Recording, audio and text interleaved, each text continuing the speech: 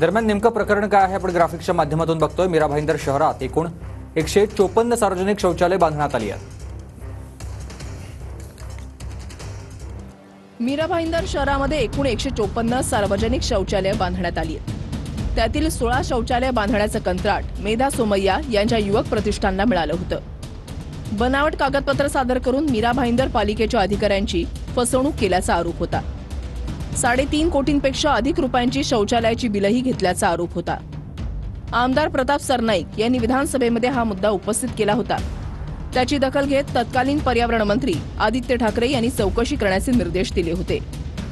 पर्यावरणाचा ऱ्हास झाल्याची कारणं दाखवून राऊतांकडून शौचालय घोटाळ्याचा आरोप करण्यात आला। राऊत यांनी घोटाळ्याचा आरोप केल्यावर सोमय्या यांनी आरोप खोटा असल्याचं म्हटलं होतं। या संदर्भात नगरविकास खात्याचे सचिव, MMRDA, मुंबई पोलीस, मीरा भाईंदर पोलिसांना पत्र लिहिलं होतं। मीरा भाईंदर पालिका, वन खातं या विभागांना देखील पत्र लिहिण्यात आलं होतं। कोणत्या आधारावर 100 कोटींचा घोटाळा झाला असा प्रश्न सोमय्या यांनी पत्रामध्ये विचारला होता। हा प्रकल्प पथदर्शी प्रकल्प होता, जमीन देखील सरकारची असल्याचं किरीट सोमय्यांनी म्हटलं। दरम्यान मेधा सोमय्या यांनी मुंबईतील शिवडी कोर्टामध्ये धाव घेतली। आपल्यावरील आरोप बिनबुडाचे असल्याचं सांगत राऊतांविरोधात मानहानीचा दावा केला।